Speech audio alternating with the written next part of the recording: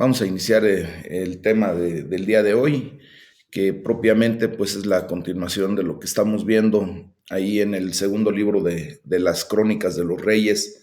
Y pues hoy nos toca atender el capítulo número 21, en donde se nos narra acerca del perverso reinado de Joram.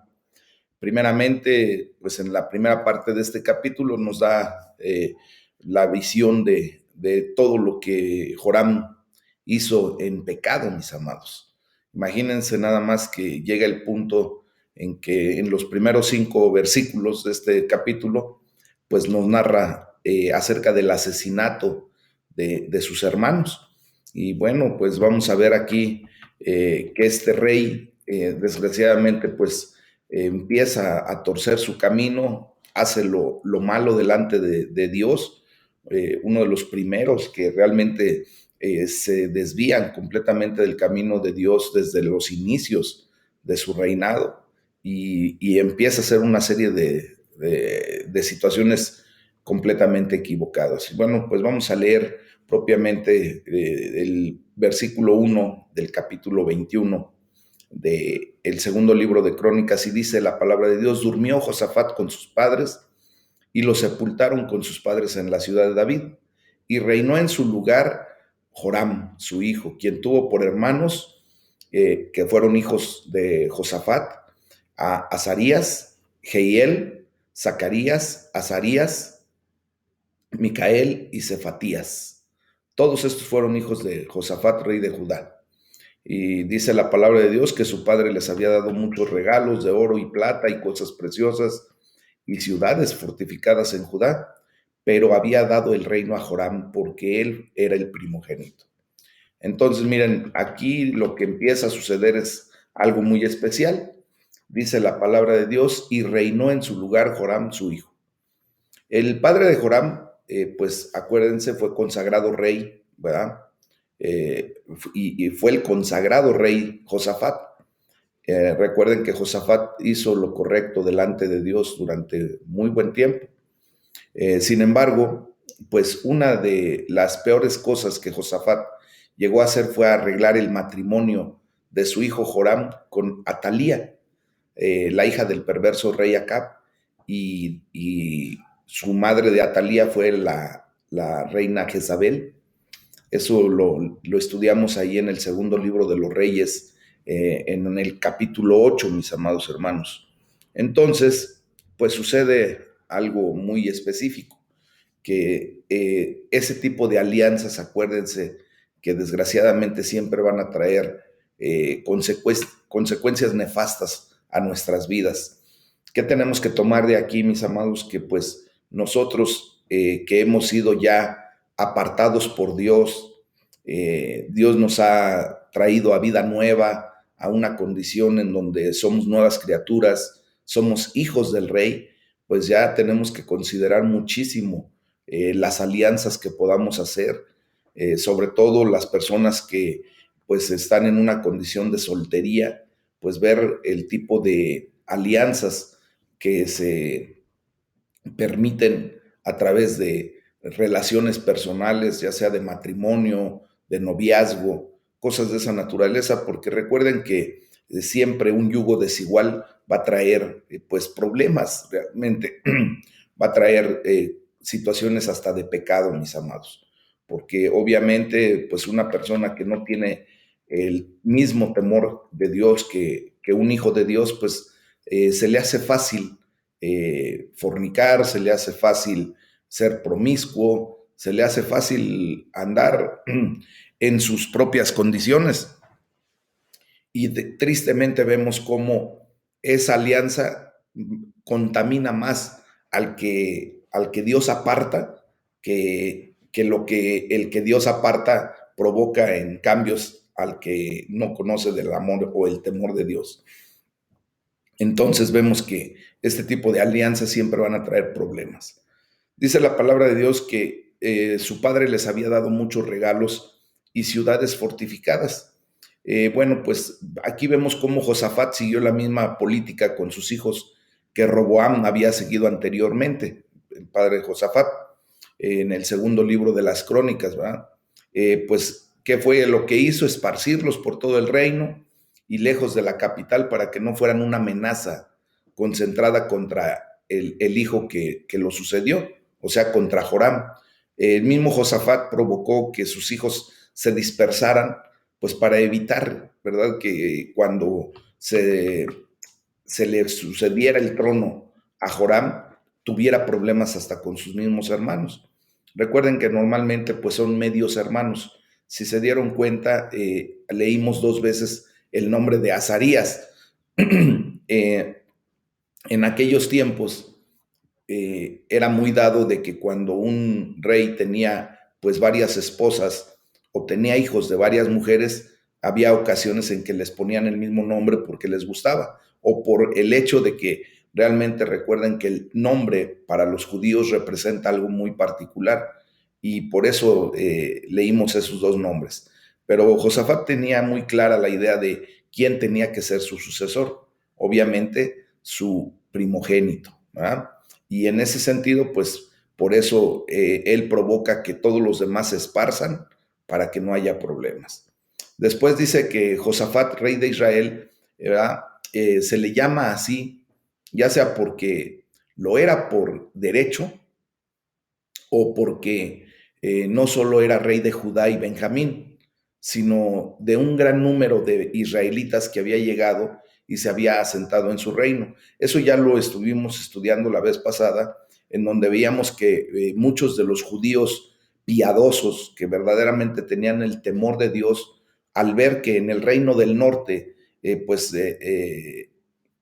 rey Acaz estaba haciendo muchos destrozos con el reino, haciendo mucho pecado, llevando al pueblo a pecado, ellos decidieron regresar al reino de Judá y por eso justamente también se lo llama a Josafat rey de Israel, no porque realmente estuviera ejerciendo el reinado hasta el territorio del norte, no.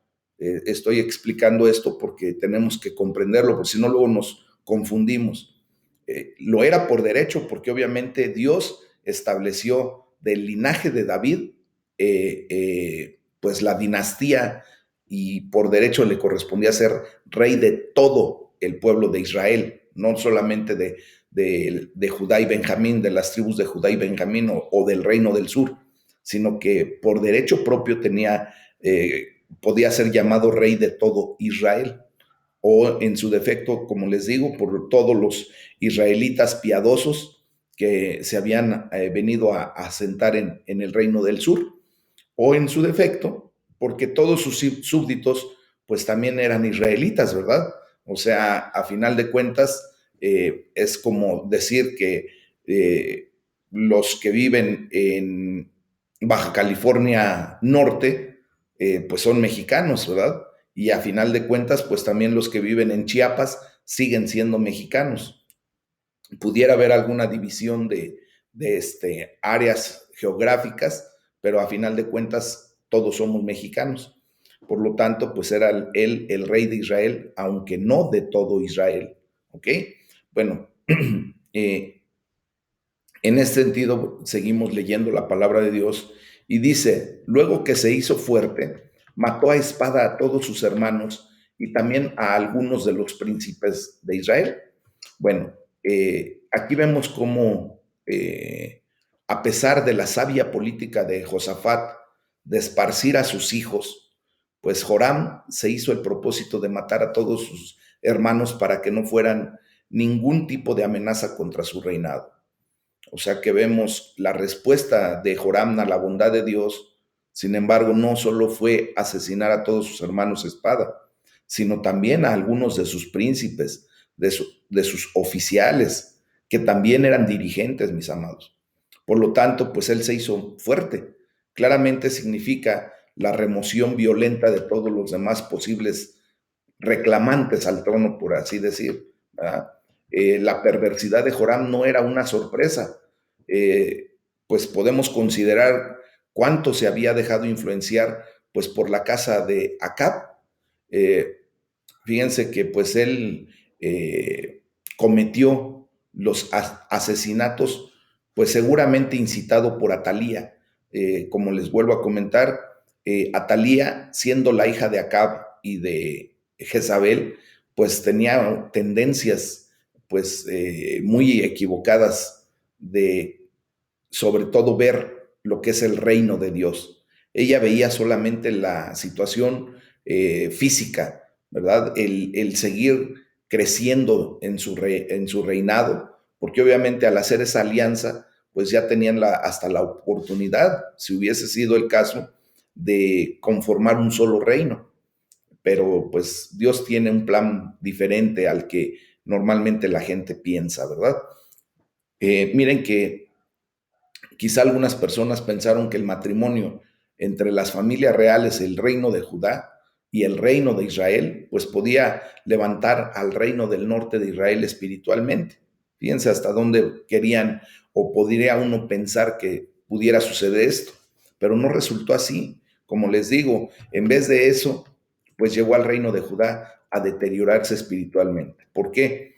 Porque tristemente quienes tenemos el temor de Dios muchas veces nos dejamos influenciar por aquellos que no.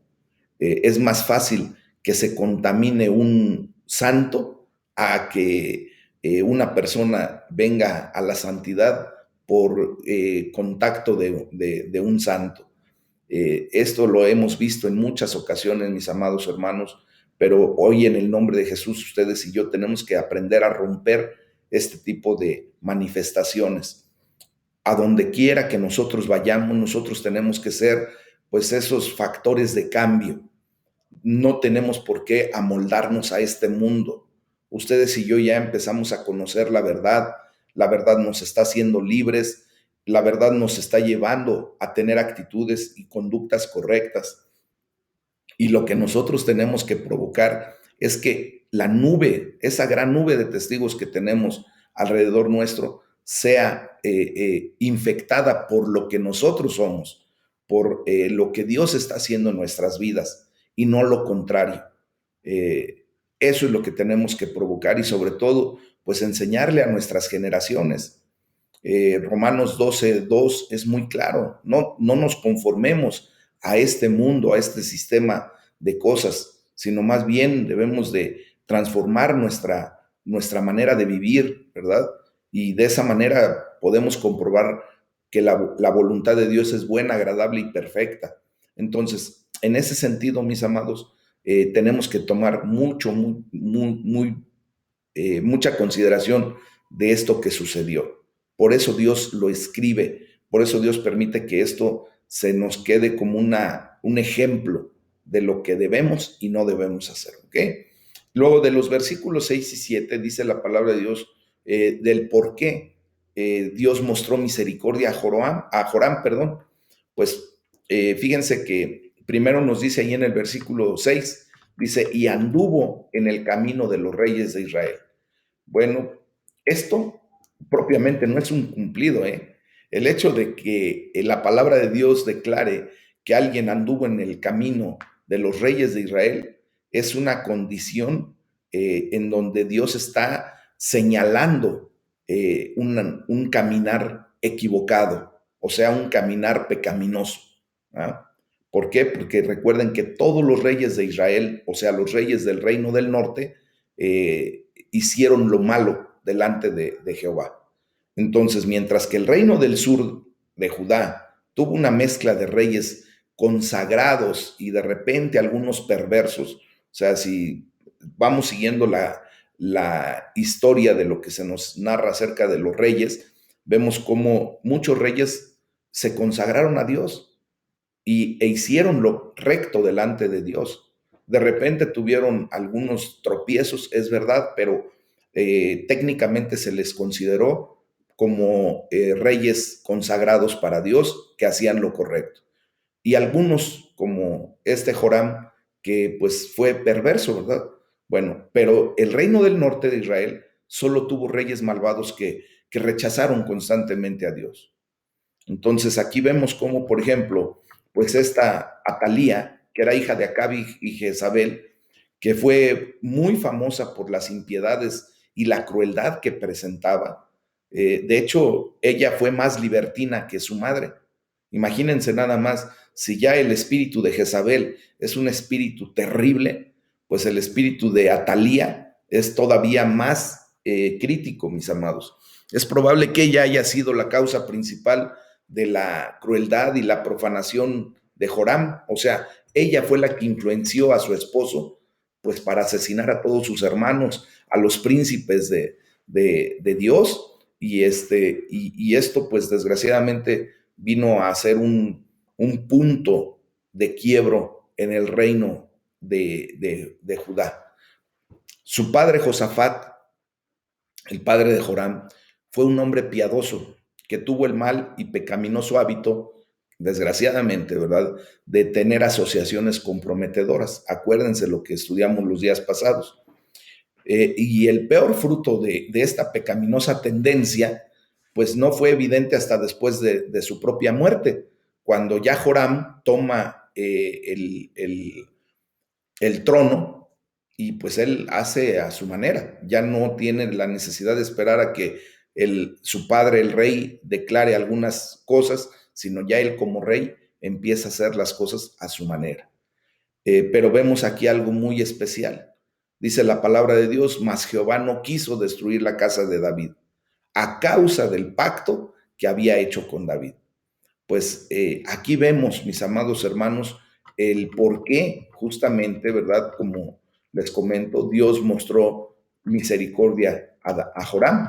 Bueno, pues la implicación es que la maldad de Joram era suficiente como para justificar el juicio de Dios sobre todo el pueblo de Judá. Pero Dios se contuvo por fidelidad al pacto que había hecho con el ancestro de Joram, que era el rey David. Entonces, mis amados, pues nosotros vemos cómo, pues Dios, ¿verdad? Cuando le hizo en un principio esta promesa a David, pues no fue llamada formalmente un pacto, sin embargo, fue divinamente llamado un pacto ya después cuando se viene a consolidar. Si vemos en el primer libro de Crónicas, capítulo 17, y en Samuel 7, solamente se le había llamado una promesa que David le había dado, que Dios le había dado a David, perdón. Ya en el segundo libro de Samuel, capítulo 23, y en los Salmos, se declara como un pacto sempiterno, un pacto que Dios estableció con David, y ese pacto fue lo que provocó que Dios tuviera misericordia del pueblo de Judá por la mala acción de Joram. Pero hubo consecuencias. Acuérdense que, mis amados hermanos, Dios perdona, pero sí permite que las consecuencias sean cubiertas o se paguen las consecuencias, pues para que me dé yo a comprender mejor. En la segunda parte del capítulo 21, vemos a partir del versículo 8, pues cómo Dios establece las consecuencias del pecado de Joram. Y aquí vemos el pecaminoso compromiso de Joram y la revuelta de Edom y Libna. Dice la palabra de Dios ahí en el versículo 8. En los días de se rebeló Edom contra el rey, el dominio de Judá. Bueno, pues aquí empieza el pago de las consecuencias. Recuerden que en aquel tiempo ya el pueblo de Judá, el reino del sur, estaba en paz. Durante todo el reinado de Josafat, de alguna manera hubo una paz que pudieron disfrutar pues los súbditos dentro del reino. Y fíjense que durante algún tiempo Edom pues fue esencialmente un reino como un cliente de Judá, ¿verdad? Y le debía tributo, lo habían puesto bajo tributo, bajo el pago de impuestos. Entonces, aquí ya cuando viene Joram a tomar el reino, pues los líderes de Edom perciben una debilidad en Judá y entonces ven la oportunidad para liberarse. Bueno, fíjense bien que no se sabe de más problemas en Libna, que era un pueblo que estaba en una localización pues no muy bien definida, pero estaba por ahí entre la frontera occidental de Judá y no muy lejos de la ciudad de Laquis. En algún momento estudiamos fue la ciudad de Laquis, ¿verdad? Pero también podemos ver que mientras los reyes de Judá permanecen fieles a su alianza con Dios, pues podrían mantener en sujeción a las naciones que lo rodeaban. Pero recuerden que tan pronto se rebelan contra Dios, pues esas mismas naciones que lo rodean y que de alguna manera los judíos, bueno, el reino de Judá los podía tener en sujeción, los tenía bajo dominio, pues de inmediato se empezaban a rebelar, ¿verdad? Y fue como si el poder pues descendiera de ellos, o hacia ellos, perdón, pues desde la fuente de todo poder. ¿De quién? Pues de Dios, ¿verdad? Cuando la conexión entre los judíos, los del reino de Judá y Dios se rompía, pues esa ruptura de esa conexión, pues también se rompía la conexión que había entre el reino de Judá y los subordinados, los pueblos que de alguna manera tenían que pagar tributo.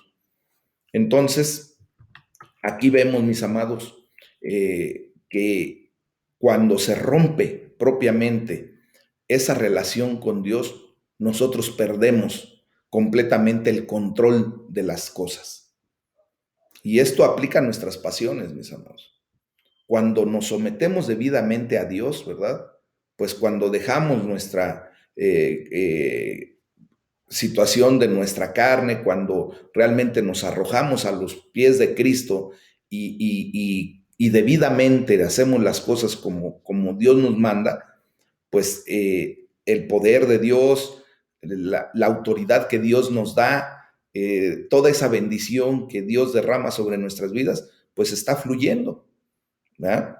El grave problema es cuando dejamos nuestra sujeción a Dios y a menudo encontramos que nuestras pasiones se manifiestan de una manera aparentemente abrumadora y eso trae consecuencias. Cuando ustedes y yo nos dejamos de estar conectados a la vida verdadera, pues empezamos a sufrir las consecuencias de esa condición. Entonces, mis amados, todo esto pues también aplica al ejercicio adecuado de la autoridad en cualquier área, en cualquier esfera de nuestra vida.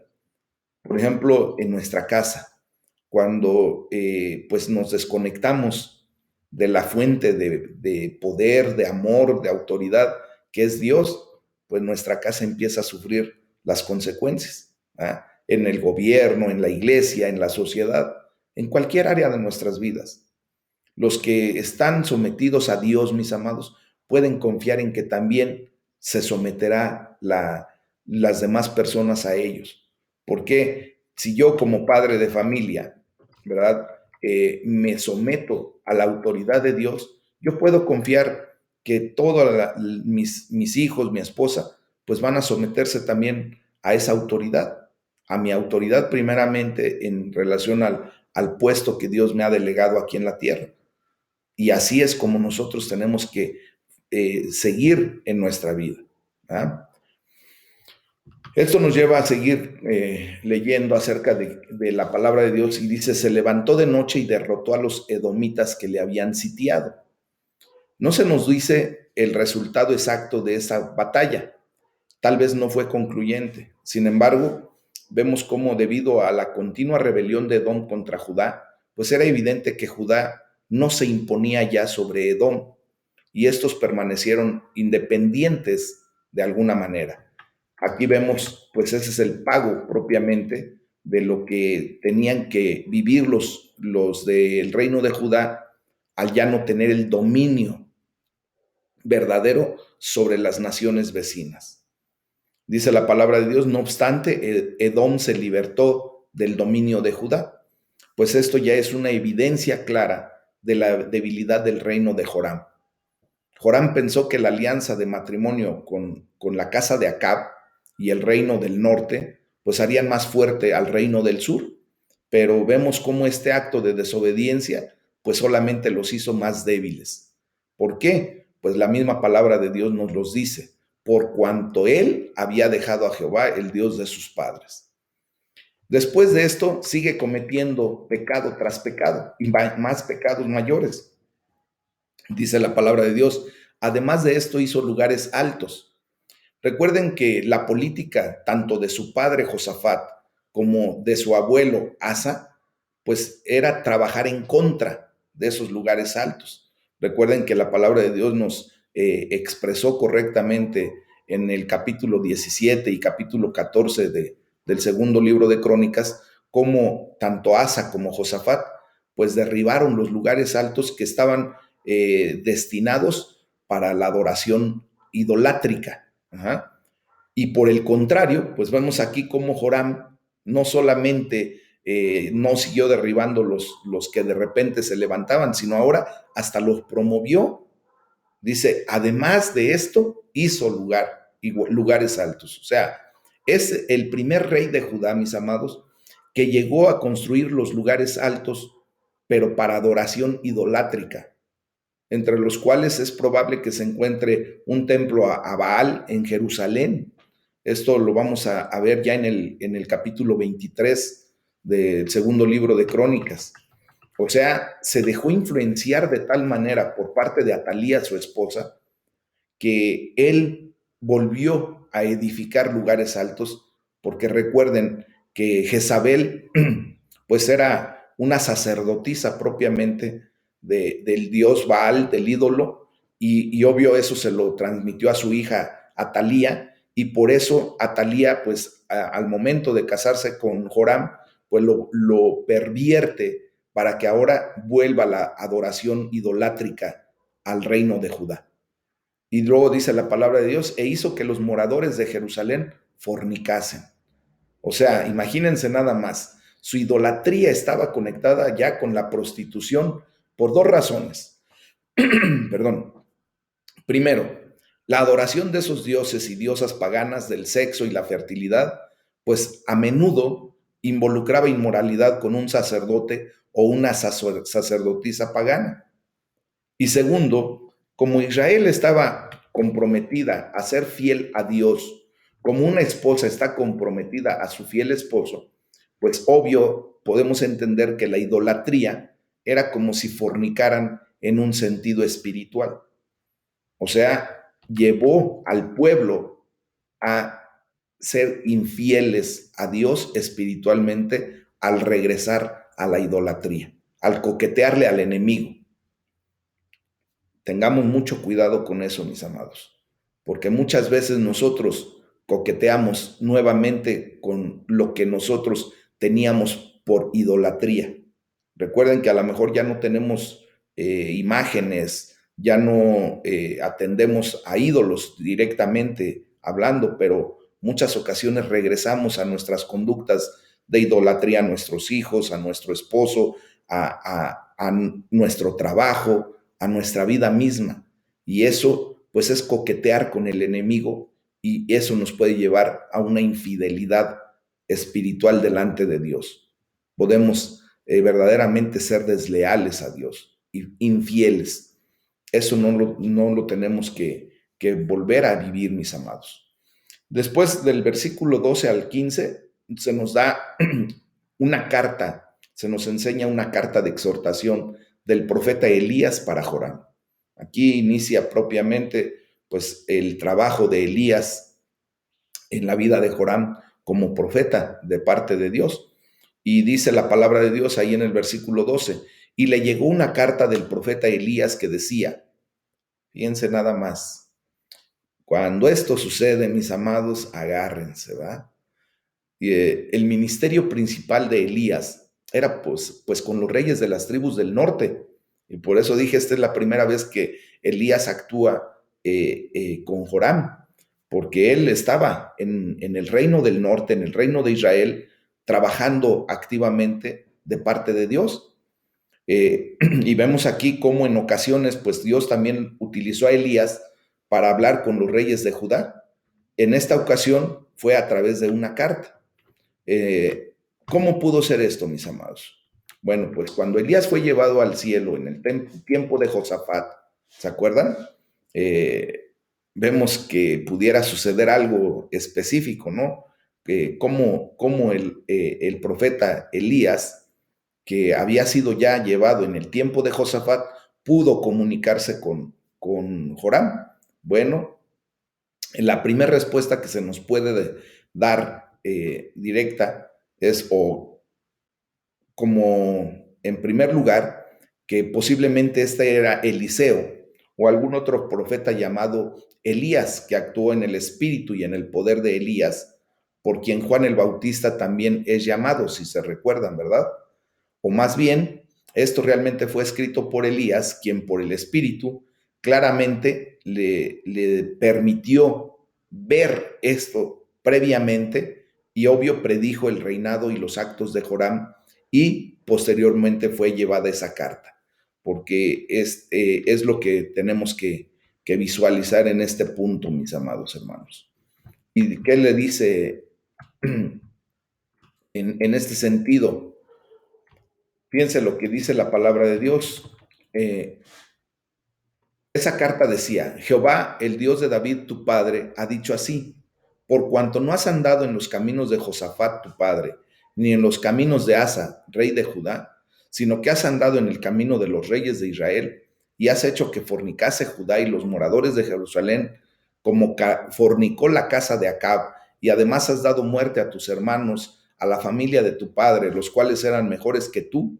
He aquí Jehová herirá a tu pueblo de una gran plaga, y a tus hijos y a tus mujeres y a todo cuanto tienes, y a ti con muchas enfermedades, con enfermedad de tus intestinos, hasta que se te salgan a causa de tu persistente enfermedad. Eso es lo que la carta decía. Fíjense nada más que, pues, posiblemente, ¿verdad? Elías pudo haber desaparecido en el tiempo de la entrega de la carta. Ya no estaba aquí en la faz de la tierra. Pero esto seguramente sucedió para que su sentencia de destrucción pudiera tener la voz de la fuerza de una voz que venía de una condición más poderosa que la obra de un hombre. O sea, aquí podemos ver cómo Dios le había dado pues esa visión a Elías y lo pudo plasmar en una carta que fue entregada post-mortem. Y de esa manera ver cómo Dios actúa en la vida de un ser humano para declarar y determinar situaciones muy particulares, mis amados.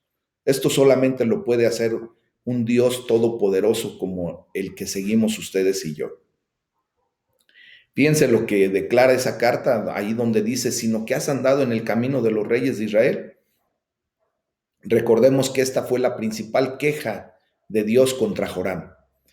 Joram se había negado a seguir el ejemplo de su padre y de su abuelo, y él decidió seguir el ejemplo de su suegro Acab.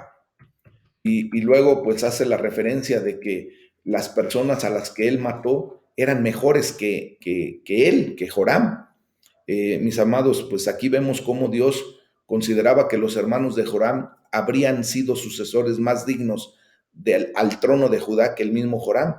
Pero ¿por qué permite Dios que Joram suba al trono y no alguno otro de sus hermanos como pudo haber sucedido en algunas otras ocasiones o como sucedió en otras ocasiones, que no fue el primogénito el que subió al trono?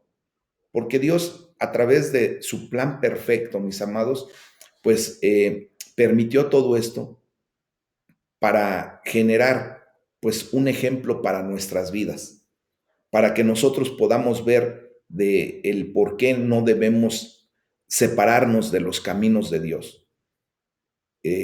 Dios siempre va a traer las cosas que Él necesita para dejarnos constancia y dejarnos enseñanza, ejemplo vívido de lo que debemos y de lo que no debemos hacer. Y después vemos cómo, pues, Dios, ¿verdad? A través de una dolorosa enfermedad, pues llegaría a Joram como un castigo por sus pecados. Y le dice, y a ti, pues llegará el juicio de Dios con muchas enfermedades, con enfermedad de tus intestinos, hasta que revientes propiamente. Entonces, vemos cómo Dios, pues, establece situaciones que en muchas ocasiones para nosotros vienen a ser extremadamente dolorosas y críticas por haber salido del camino que Dios trazó para nuestras vidas. Ya del versículo 16 y 17, pues vemos aún más problemas del reino de Joram. Dice la palabra de Dios: entonces Jehová despertó contra Joram la ira de los filisteos y de los árabes. Otro lío peor. ¿Ah? Otro lío mayor, mis amados. Esto fue un juicio directo contra Joram. Despertar enemigos en su contra para causar problemas en su reinado era un problema verdaderamente grande, mis amados. ¿Por qué? Porque venía de parte de Dios. Estas consecuencias que se generaron por todo el desvío de Joram, pues viene a ser un lío completo. Recuerden que muchas ocasiones nosotros, cuando nos salimos de los caminos de Dios, ya no vemos lo duro, sino lo tupido, porque Dios nos va a regresar al camino correcto, mis amados. Y muchas ocasiones, como somos testarudos, duros de cerviz, no queremos entender a la primera, a la segunda, bueno, pues Dios se vale de muchas otras maneras para volver a encaminarnos correctamente. Dice la palabra de Dios: y a sus hijos y a sus mujeres, y no le quedó más hijo, sino solamente Joacás, el menor de sus hijos. Este fue un juicio, mis amados, justo contra Joram. Si nosotros ya lo vemos desde la perspectiva que lo podemos analizar, de que Joram hizo lo malo delante de Dios, de que Joram llevó al pueblo de Judá a ser infiel a Dios hasta espiritualmente, pues vemos cómo el juicio de Dios contra Joram fue justo. Al tratar de proteger su propio trono, fíjense, primero asesinó a todos sus hermanos y eventualmente encontró que sus hijos pues fueron también arrebatados, excepto uno.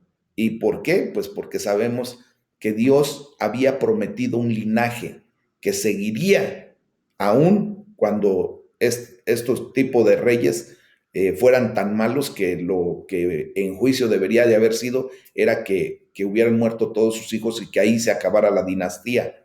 Pero recuerden que Dios le prometió a David una descendencia hasta que llegara nuestro piadoso Mesías. Amén. Bueno, pues ahí vemos esa situación. Podemos observar que en el obrar de la justicia de Dios, el hombre que comenzó matando o masacrando a sus propios hermanos terminó sufriendo la pérdida de sus hijos y hasta de su esposa Atalía. Esto es justamente, dice la palabra de Dios: no te mientas, Dios no puede ser burlado. Ciertamente lo que el hombre sembrare, eso cosechará. Y aquí vemos la cosecha de Joram. ¿Ah? Sus propios actos lo llevaron a cosechar lo que él mismo sembró. Y bueno, esto lo tenemos que tener muy claro, mis amados, porque verdaderamente puede suceder algo crítico en nuestras vidas cuando seguimos sembrando semillas equivocadas, semillas de maldad. Ya del versículo 18 al 20 se nos narra acerca del horrible final de Joram.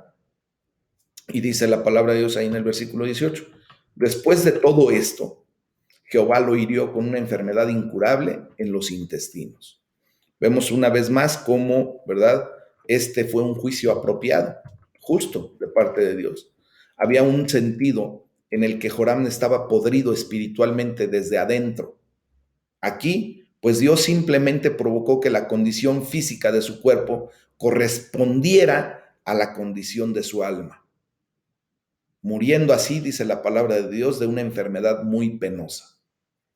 El Targum, que es un libro, ¿verdad?, que recopila pues muchas enseñanzas de los sabios judíos, parece indicar que tuvo una inflamación y un estreñimiento en sus intestinos, y fue tal esa inflamación, ese estreñimiento, que al final sus intestinos estallaron.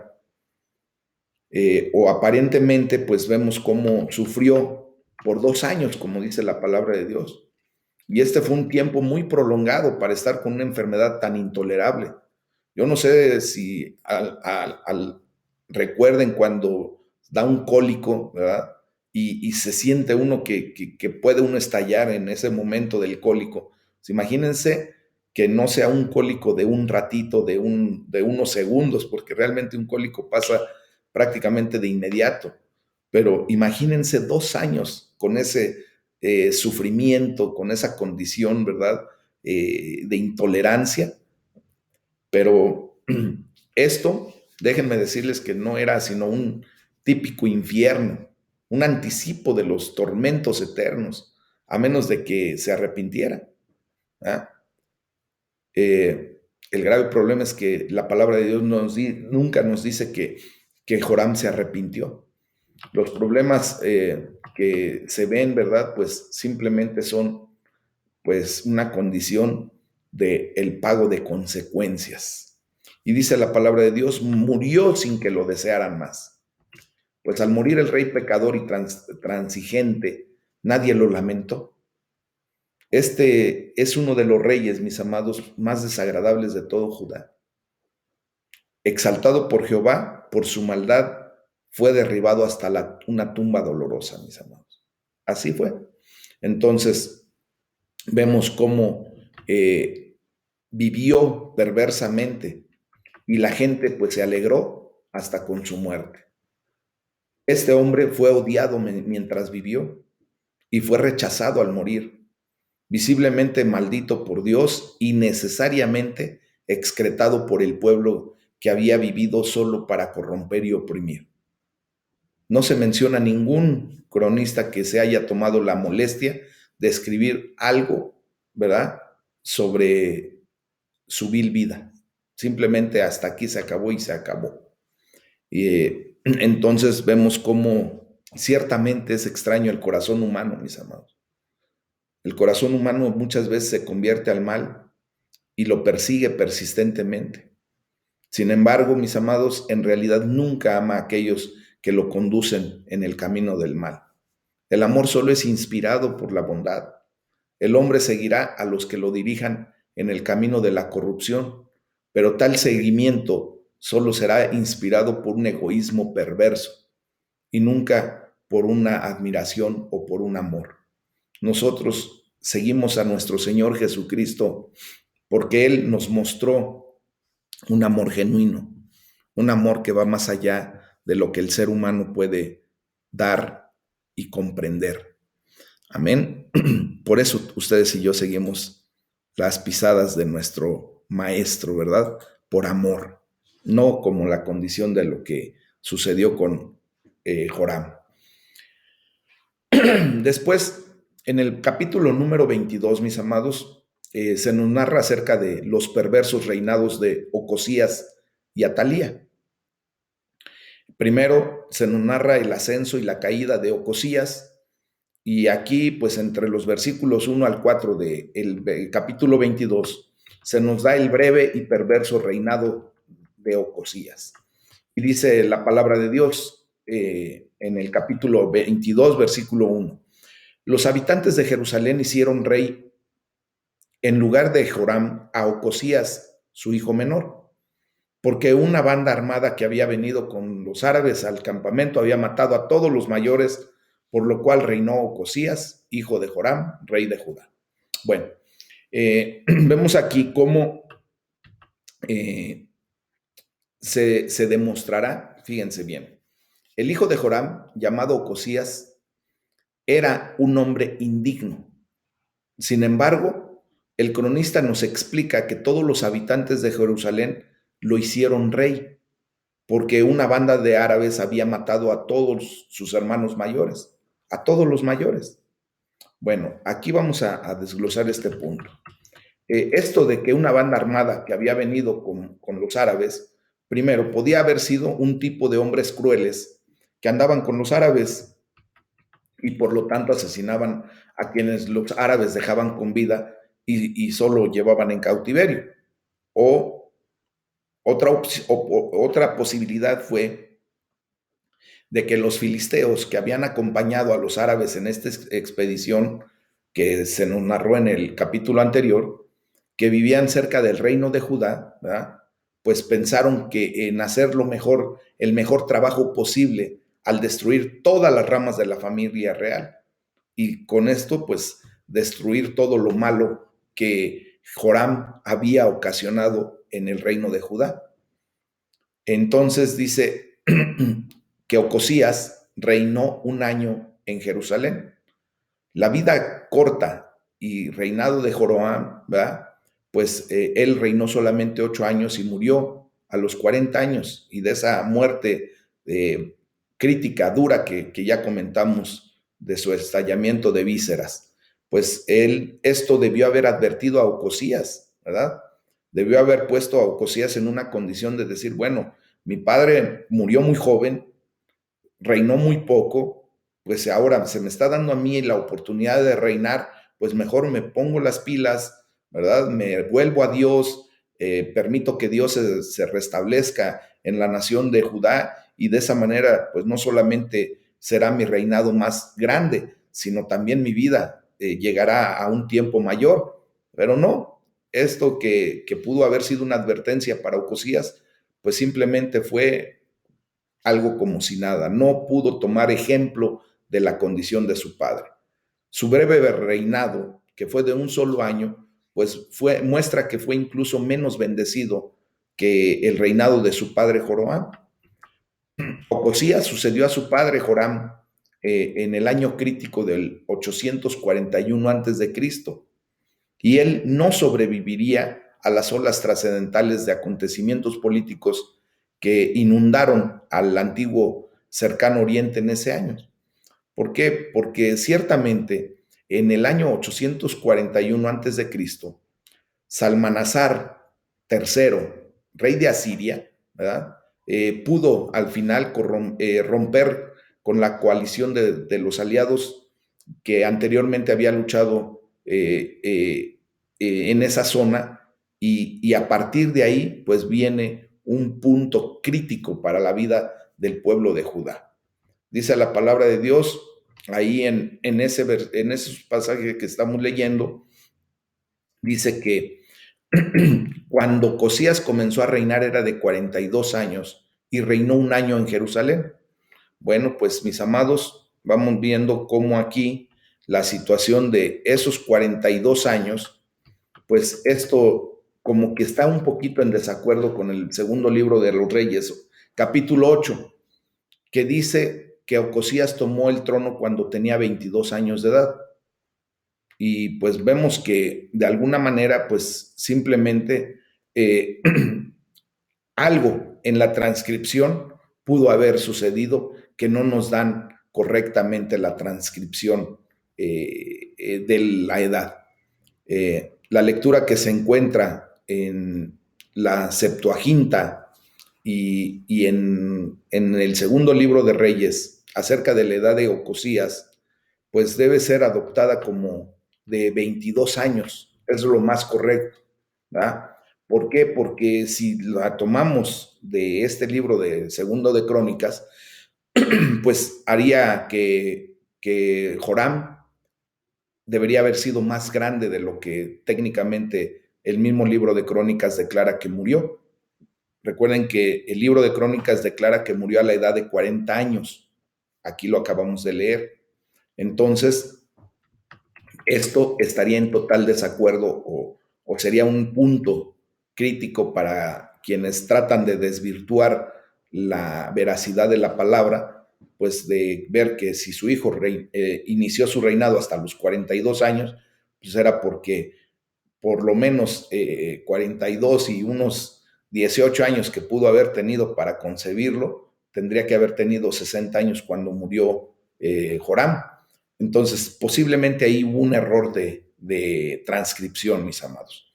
Lo comento para que tengamos bien claro todo esto y no al rato, digamos, como mucha gente desgraciadamente toma este tipo de situaciones para, como les comento, desvirtuar la veracidad de la palabra. Tenemos que estar muy conscientes de esto y saber de alguna manera bien las cosas que suceden. Tenemos este punto claro. ¿Ok? Bueno, dice la palabra de Dios que también él anduvo en los caminos de la casa de Acab, pues su madre le aconsejaba a que actuase impíamente. También la madre de Ocosías era la perversa Atalía, que era la hija de Acab y Jezabel, acuérdense, del reino del norte de Israel, y le fue dada en matrimonio a Joram, el rey de Judá. Ella trajo su influencia sobre su hijo y lo hizo más hijo de Acab y Jezabel que hijo de David y sus consagrados descendientes. En vez de que este muchacho, Ocosías, viniera a ver el ejemplo de sus ancestros que hicieron lo correcto, pues su madre lo influenció de tal manera que hacía lo que en la casa de sus abuelos maternos se hacía. Entonces, vemos cómo a través del control de Atalía sobre su hijo y posteriormente sobre su reinado, pues vemos cómo la dinastía de Acab tuvo control efectivo de el reino del sur. Pues vemos cómo la unidad de Judá y de Israel es elocuente y se simboliza por los nombres de sus reyes. Ningún otro rey israelita fue llamado Joram y mucho menos Ocosías. Sin embargo, ambos nombres son utilizados por sucesivos gobernantes contemporáneos en Judá y en Israel. Eh, ya el día de mañana, mis amados hermanos, vamos a ver cómo el rey Ocosías cae en un juicio junto con la casa de Acab a manos de Jehú en Israel. Esto lo veremos el día de mañana. Les pido por favor que vayan leyendo del capítulo 22, de los versículos 5 en adelante, por favor, para continuar el día de mañana con esta enseñanza, con lo que Dios nos está hablando a través de su palabra, y pues vamos a ir avanzando poco a poco, como lo hemos venido haciendo, ¿verdad? Paso a paso. Vamos a orar, vamos a darle la gloria a Dios. Este es el tema de hoy, y para ello le voy a pedir por favor